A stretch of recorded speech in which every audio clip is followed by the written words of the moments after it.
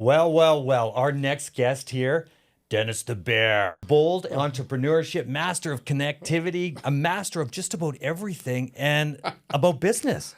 Basically transforms him into the connectivity of everybody all around you. A guy full of joy.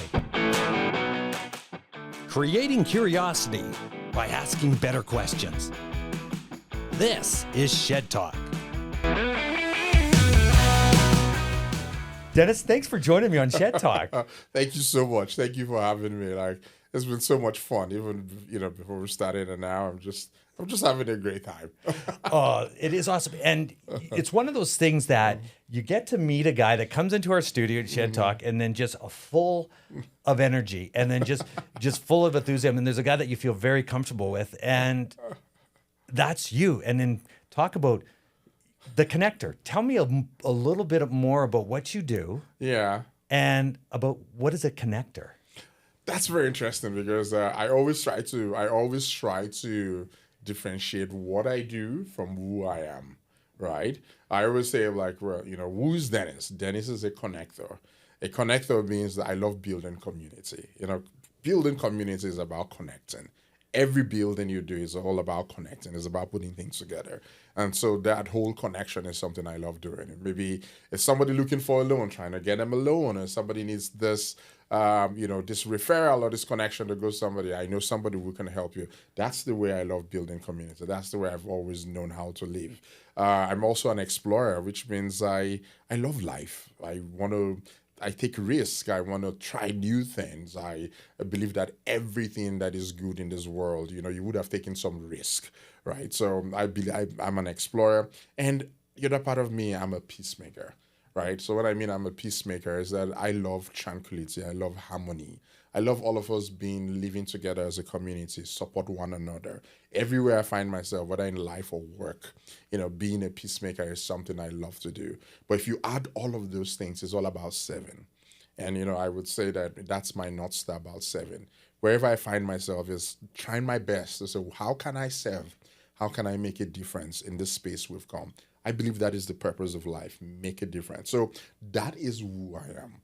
Right. If it's about what I do, well, I'm a geologist turned banker. Yeah. I practiced geology for a couple of years, and when I moved to Canada, and I've been in banking. So my role is basically supporting entrepreneurs with the Business Development Bank of Canada. But my role is supporting entrepreneurs. Want to ensure that the dreams of people come to pass everywhere, like whether they're startups or they're growing their businesses. I just want to support them because I know that Canada depends on it. So that is who I am and what I do. That is awesome. Now I'm going to deep dive it a little bit because you mentioned a little bit. Yeah. So entrepreneurs. Mm-hmm. So when helping out and connecting with entrepreneurs, what has been one of the greatest challenges of young entrepreneurs starting off their business? And I don't mean financing with the banking institutions and stuff like that, because they're getting their loans and whatever. Yeah. But what are the stories that young entrepreneurs are telling you? And intertwine that with a story of connecting. Very, very interesting. So it's interesting with many young entrepreneurs. One thing I find with many young entrepreneurs is their why. Why are they doing what they're doing, right? Many times I find many young entrepreneurs, they're filled with examples of people all around them in entrepreneurship, and they're like, you know what, I'm going to be an entrepreneur. Right, so that is their motivation. I find some other younger people, they want to make a change in the world. They want to be part of sustainability. They want to do this. They want to do that. They want to be part of the tech revolution. So there's all of these philosophies. They're all driven, by passion, or maybe driven by like the things that the people around them have achieved. Right, they have all of that. But sometimes I find that with many young people, they forget that achieving those things and going through all of this takes work. It takes setbacks. It takes, it's easy to see everybody that has gone before you, how successful they are. You see all the Jeff Bezos in the world, all of that, like, oh, they do this, they own that. But they've gone through stuff. Even you know the story. You know how you started. You know how all the things you've been through. So certain times it's just like, I put this analogy all the time. Like, I don't work out. Like if I don't work out that much, I go to the gym the first day. The biggest thing you're thinking about is that you're looking at all the muscular people and you're like, oh my God, when am I going to be that guy? When am I going to be this? Instead of focusing on the journey of that day, right? So when that is what I find with young people is trying to, match that reality, with the passion and the vision, right? So for me as a connector, what I try to do is like, I know you want to be that. I know you love doing this sort of things. However, these are the steps to take you there. It's not going to be rosy all the time. Maybe now you said you need money to start. I can promise you right now, money is not what you need, right? You need somebody to mentor you. You need somebody to coach you. You need to do the right things, have the right business plan. Those are the things that will help you succeed. You need to be in a community of other business people so that you can learn from experiences of them, where they failed, who's helping them. So I always want to ensure that I am connecting them to these resources because it is very, very important. My mom always told me, if you find yourself amongst advisors, there is safety, right? So for me, I think that is what I find with many, many young entrepreneurs. And for me, being that connector, is trying to say, well, I know somebody who you should talk to. I know that group you should work out with. I know those people you should talk to. They will help you succeed. They will help you break all these edges around you and shape you. Where you start and where you end up, they're going to be so different. Be ready for that change. So sometimes I feel it's just me telling them the future. That's amazing because that really resonates with me because when you're thinking about it, and I want to get back to, again, I want to deep dive that even more, is that because the young entrepreneur and you've given them advice and you said, okay, I'm going to connect you with this person. Yeah. Now, do they actually take action, and how do they take action with that connectivity that you've just given them? Yeah. So some will take the action. Some will basically say, hey, go reach out to that person, and connect with them, and that person makes a difference in their life. That person tells them. But this is what I find again, come to talk about this. When I was a child, the things my mom told me or my dad told me, and say, hey, if you go that way, I know how you're going to end. This is how it happens. But you're young, you're full of energy, you're full of life. He was like, yeah, I don't care about that. I promise you I'm going to have a different end. 10, 20 years down the line, you find out, oh yeah, that's the same thing they told me, right? So that is the problem of being young, because we really can't live the experience, right? It's all about what I see, what somebody has walked through the road. So certain times there are lots of people who learn from other people's experience. They're like, oh, that guy has done it. It didn't work. Let me learn from it. Some other people will have to go through the experience to be able to learn something. So I find that you find this all, you find these two groups. Some people get connected. Some people do not. They go through the hustle. They fail. Sometimes for them, that's the best learning. And it doesn't mean that is the end of them. They've learned something, they go back to something new. So it's that whole story. I see them all the time. And for me, it's just being able to say, you know what? I know what it is, but I got you. Talk to this person, talk to that person, and do that. And I think, you find some success. So as you're doing this, what has been one of the greatest challenges that you've found by giving advice to somebody as the challenging aspect for you? Yeah. The challenging aspect for me, I would say that's a very, very great question. Now, if I think about it, what's the challenging aspect?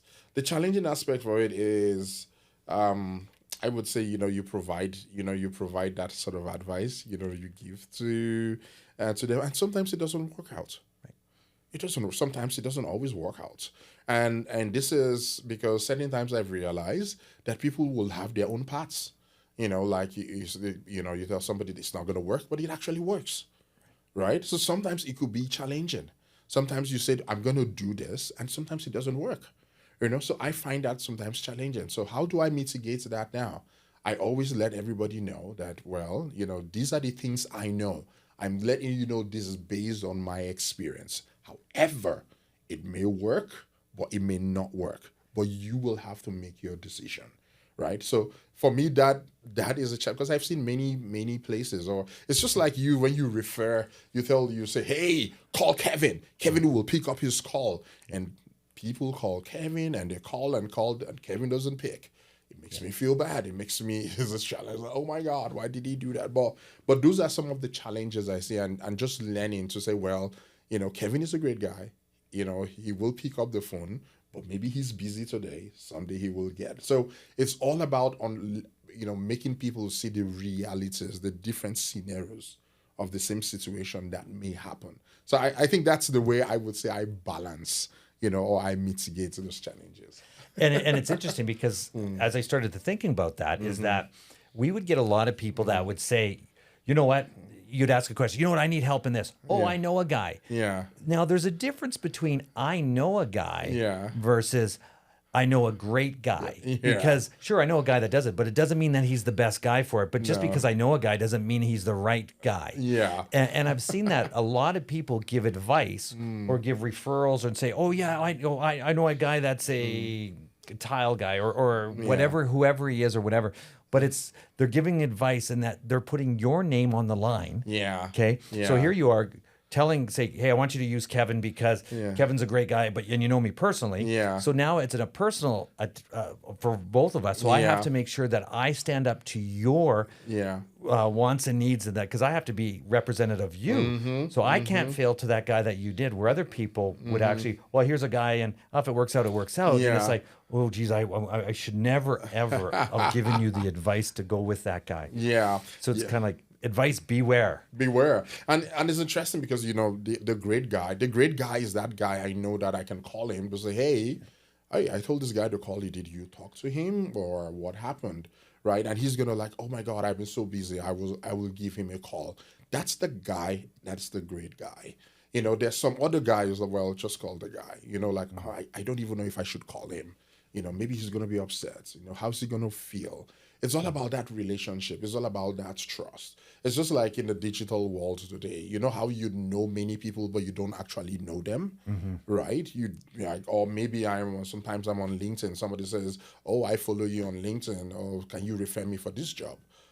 You follow me, but do I actually know you? I don't know you, right? Because now the referral I'm making to somebody else, it's putting my name on the line. However, if I've met you for coffee, if I've seen you at the community function, I've seen the things you do, it's a different conversation, right? So, and when you do those connections, you're trying to say, if someone says, well, I just need a penner. Well, I know that guy that pens. There's no obligation to it, right? But if you're so like, I need somebody that really pens, now I will think about it very well, because I know that when I send you a penter, if I give you a pender, I can put my name online for that guy, right? Because I know he's going to deliver. So yeah, that's the way it is. Yeah. Oh no, and it's brilliant because that's how that connectivity and exactly what you're talking about. Yeah. Now, you were talking a little bit earlier, we just got into it, and that you say you go to a lot of events. Yeah. Now, as entrepreneurs, and I talk to them and startup entrepreneurs, how important is networking and going to events as an entrepreneur? Wow. So how is that, and how would you work a room? Wow. So networking is very, very important. Whether you're an entrepreneur, you're a professional, it's one of the best things you can do for career growth. For me, like I use my personal examples. Through networking, I've learned leadership. Through networking, I've learned so many things about many areas that I'm not even aware of. I walk into the tech community and people say, oh, that's a tech guy. And somebody walks by, hey, you're a tech guy. What do you do? I was like, actually provide financing for tech people. But they see me as a tech guy, right? So networking is about building relationships. It's about building community. It's about, I always talk about this, that networking is about farming. It's not about hunting. I think that was made, that was it from his name that we said that. But it's about building relationships. How can they help? They help you in the journey because of people know you.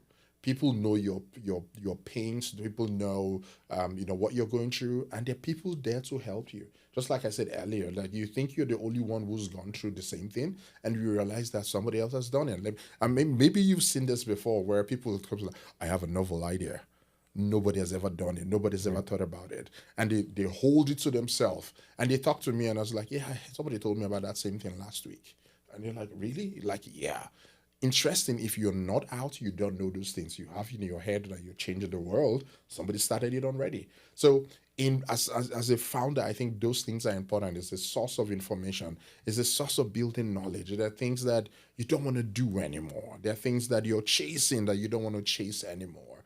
Like, for example, it's just beautiful, being out there in the community, building this relationship, because they will definitely help you. For example, I meet many people in startups, and they just chat with me, and I can tell, hey, you can check this group, you can check that group, you can check that group, you can check not just this group. Talk to Kevin in this group. Talk to Dennis here.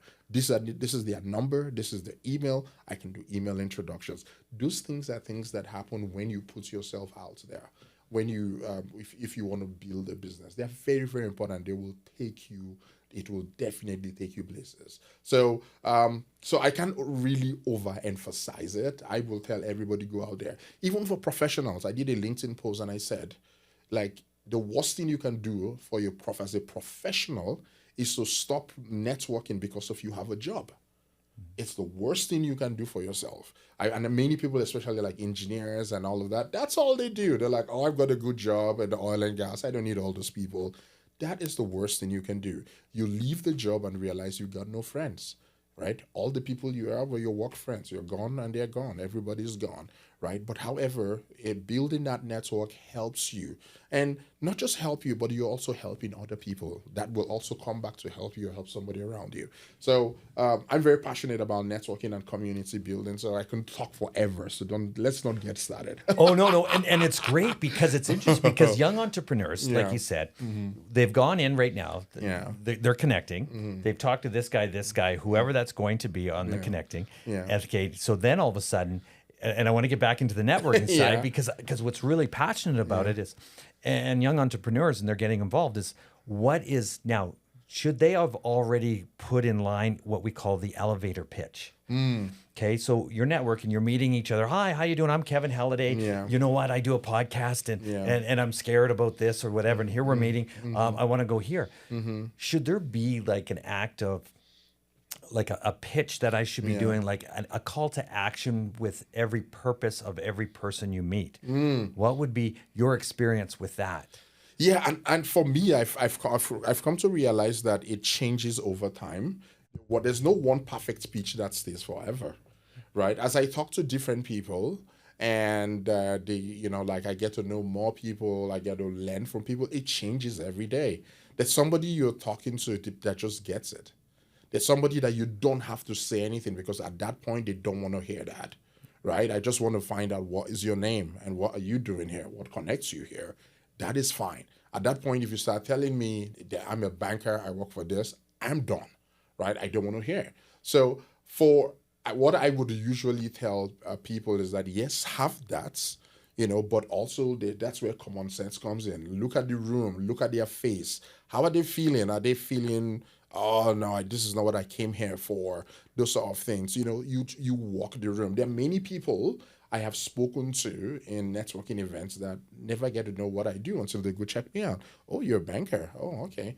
Let's talk about more banking. So I think it's all about time. Give yourself grace. If you keep doing it over and over, you get better at it, right? Now, for example, like I go for networking events and people say, hey, Dennis, what do you do? And guess what I tell them? Yes. You're going to tell me, oh, I would say, oh, okay. It would be your brand. So I'm going to say this is. I'm looking at you because looking at you, and everything that's talking, and we talk about personal branding, we talk about entrepreneurship, health, wealth, and mindset. Where I'm at, the first thing that comes across is, here's a guy that I'm intrigued about, makes me feel warm, but then all of a sudden the glasses, you stand out. So amongst everybody there, what would I say that you are? And because you mentioned it, you're the connector, you make it happen, and you go forward. Yes. And you stand out because your glasses sets it apart. Yes. So am I close on that? You're close. Well, usually you ask me and I'll say, I create happiness. Think about it. Just think about it. Kevin, this podcast you're doing, you're creating happiness for people. 80 episodes. Do you know how much happiness you've created for people? So people, like someone is in their car listening right now and saying, oh my God, and is laughing and is being inspired. It's about happiness, right? So from the way I see work is about happiness. If everything we're going to do will not create happiness, then I don't know what you're doing. But that's the work. That's how I see work. So when I go to work every day, in my mind, I'm going to create happiness for someone. It might be maybe helping them get a loan, maybe helping them get BDC, maybe capital, maybe equity investments, or maybe advice, or maybe connection. How many times do I get many messages? Hey, Dennis, thank you so much for connecting me with that guy. They were able to help me do this. They showed me that thing and all of that. You've created happiness for them. So for me, banking isn't, I just don't do banking. I create happiness. I want to make you a happy entrepreneur. I want to make sure you achieve your goals and dreams. Right. So when you ask me what I do, I said, Dennis, I create happiness because it's all about the end game I'm thinking about, not about the process. Right. Sometimes it's all about, it's going to be paperwork and all that, but it's the creating of happiness. I give this example, and I've said it over and over, of this pregnant lady at the stadium, and she wanted to use the bathroom and went in. It was so dirty that she just came out and just did everything out there. Right? How Imperial like, no, I'm not going to go in because it's really dirty. However, I don't have a choice. However, let's think about it the other way. The person who was supposed to clean this cleaned it very well. How do you feel when you go in a clean bathroom? Do you feel that happiness, that joy? Oh, I'm going to use it, that you're so comfortable. You're happy. You're checking your phone. You're messaging. You're doing all of those things. Now, guess what? The janitor who did that, if you ask him, what do? Do you know what he says? I'm just a simple janitor. Right? But you're more than a janitor. You're creating happiness for people. So if you have that mindset, and everything I've done, my mom taught me this, and everything I've done, I always think about the joy I create. As an immigrant moving to Canada, I worked at the UPS, even with all my degrees, filling up those trucks. And each time I was putting those letters in those buses, loading the buses, do you know what I was thinking about? I was thinking about all the people that are going to receive their gifts during Christmas, how they're going to tear it up on and all of that. Those were the things that motivated me to work, right? And when other people are outside, I'm just looking at the boxes like, wow, this is a box of happiness, right? So if you can see things from that perspective, it will change everything you do. Right, so that is how I see it. Hey, take a minute and smash that subscribe button, and let's get back to the episode. Let's ask a better question on that then. Yeah. So what is happiness? Oh, great job. I think happiness, for me, happiness is fulfillment. Fulfillment of what? Yeah. Fulfillment of many things. It's a state of joy knowing that the things I'm doing is making a difference in somebody's life. That is my definition of happiness. Is that state how I feel? I look around me. I know, maybe if you have money, maybe it can give you happiness. You have a house, yes, it can give you happiness. Those joy, it's your fulfillment. That is what you want. I know people who just grow up, I want to have a house. I want to have a house. I want to get married. I want to get married. Maybe when they get that, maybe that's what gives them happiness. And I think it's going to be different for everybody, right? But for me, happiness is about making an impact. Happiness is about making a difference wherever you find yourself. That's what gives me happiness. And it's interesting because sometimes it could be to the mundane things, like even providing for the people that depend on you, right? And just sitting on the dining table and watching them eat, and how that gives you so much joy that you are able to provide for them, right? So it could be many things, right? But I think it's that state of I feel fulfilled. I feel I'm making a difference. Either maybe I'm recognized or maybe I am. So I imagine everybody has their own definition of happiness, but that's the way I think of happiness. So would you look at that more like you're more like a people pleaser? Well, I would say part of my personality is I'm a people pleaser. Right. So I know I was doing my personality test, and it says that, it's a blessing and it's a curse. Yeah. And why is it a curse? It's a curse because sometimes you could go above and beyond, and certain times things are, maybe not working, but you're like, it's going to work. It has to work. It has to work. And, certain times you take people down the line because you're trying to make it work, only for you to get to the end and realize that it's not going to work. Right. And however, you could have told them miles away, let's stop it. They have the other choices. So sometimes it's that could be the curse, and you're trying to balance that because you're trying to make that person happy, you're trying to please them, but in another way, you've made them sad.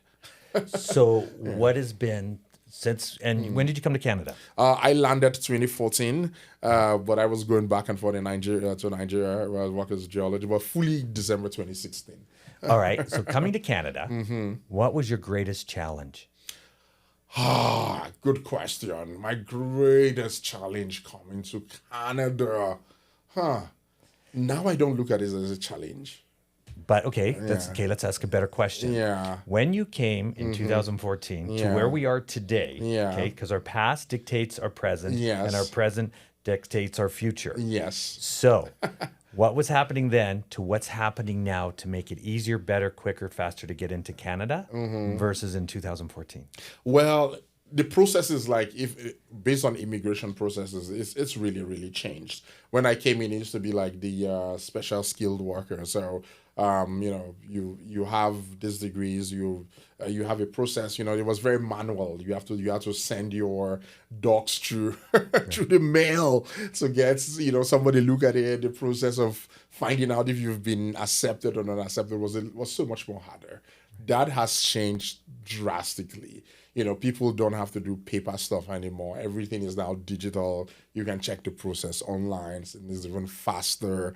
So I think from the process that has changed. It still has its own issues where there's mismatching of skills is what is going on in Canada. But from a process standpoint, I think they've been able to make it a little bit more efficient in that way, where you can check things instead of waiting every day checking your box. Has this showed up and all that sort of stuff. So that I think that is the difference. When it comes to everybody wants I tell a funny story that I got admitted into Canada. I got my permanent residency based on the fact that I was going to work here as a geologist, but landed and no jobs for geologists. So that is something and it hasn't changed. Many people come here for different things. But am I a happier person? I'm so happy I found banking. I'm so happy. Whatever brought me here, I'm so glad. And what's been the biggest challenge? In Canada, the biggest challenge in Canada. You obviously can speak English, so you're good there. Yeah. I think the biggest challenge I found living in this country, and I'm maybe 10% of immigrants, or maybe more. I don't know. I don't have the statistic that think this way. My biggest challenge coming to Canada is that Canadians do not even know what they have.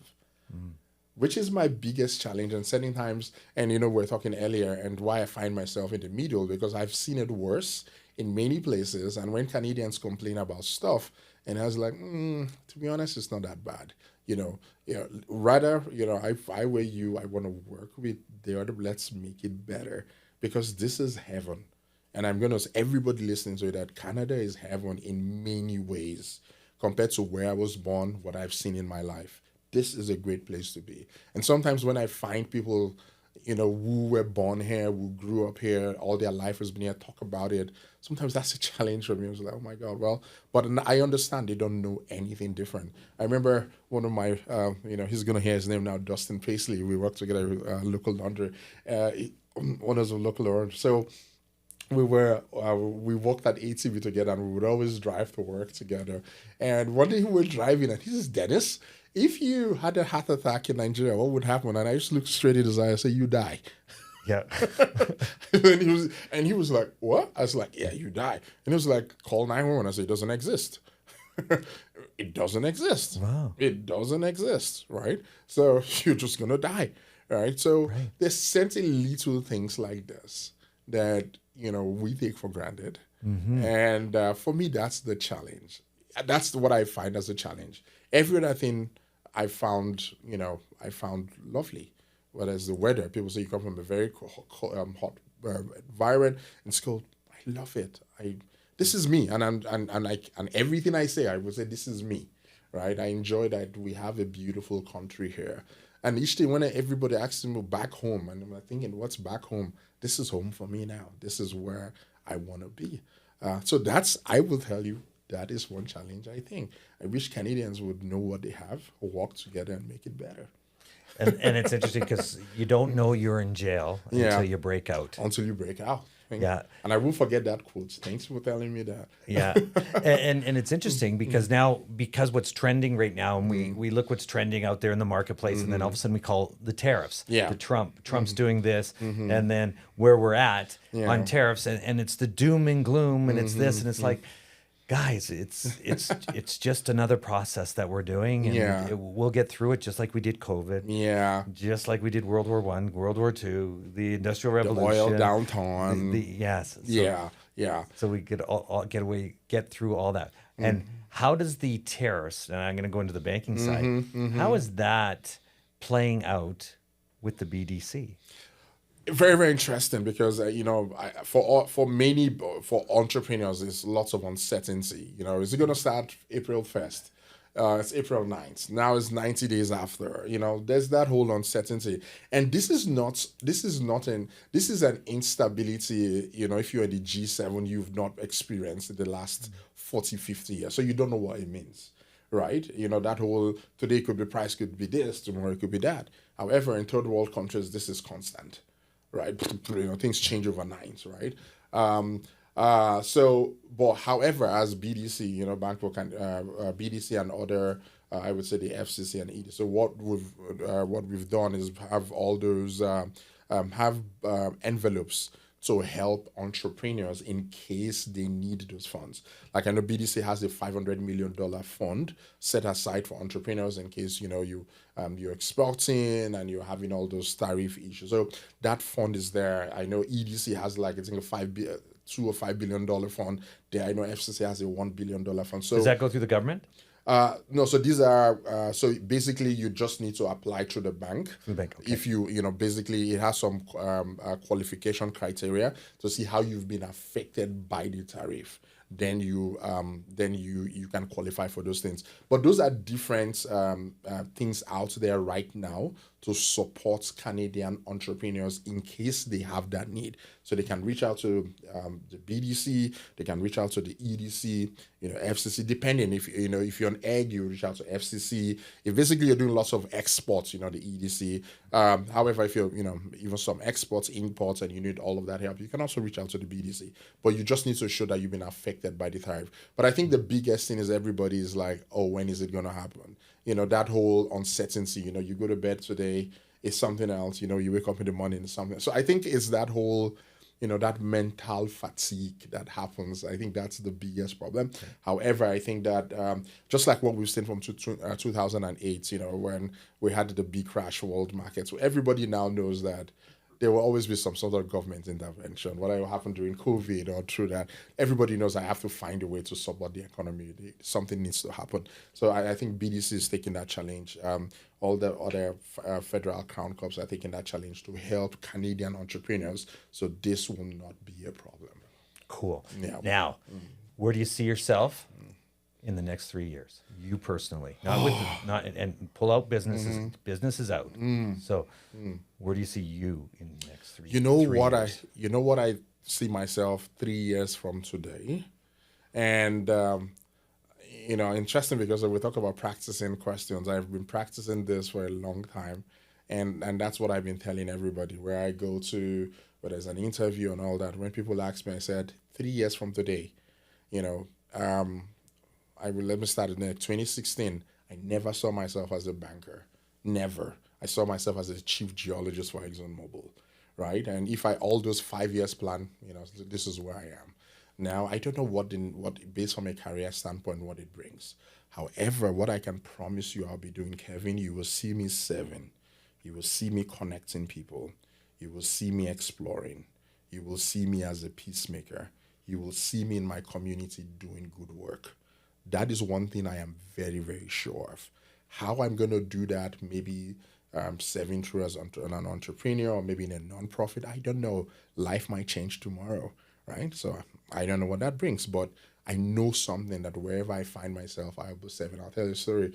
2001, I was stuck in BC because of the flood. So I was stuck in Hope because of the rain, like all that. And we found ourselves in Hope for 5 days because we're all cut off from the world because all the roads were gone and everything. And when I found myself there, and I was just like, I'm just gonna just sit in the car or not do anything, Then you know what I did? I found a group, and they were bringing relief and taking boxes. I started thinking, it just came natural for me to go find somewhere to serve. And when I started doing it, I didn't think about all the confusion and all that. It made me happy. And I just love doing it. So now I think about it, like, oh my God, when everybody was thinking of how to get out, I was thinking, how can I serve? Right. So I know it's a long answer to a short question, but in 3 years' time, Kevin, you still see me serving somewhere. You know what? That's absolutely amazing. You know what? Thanks to Bear for coming on. Yes. Shed Talk.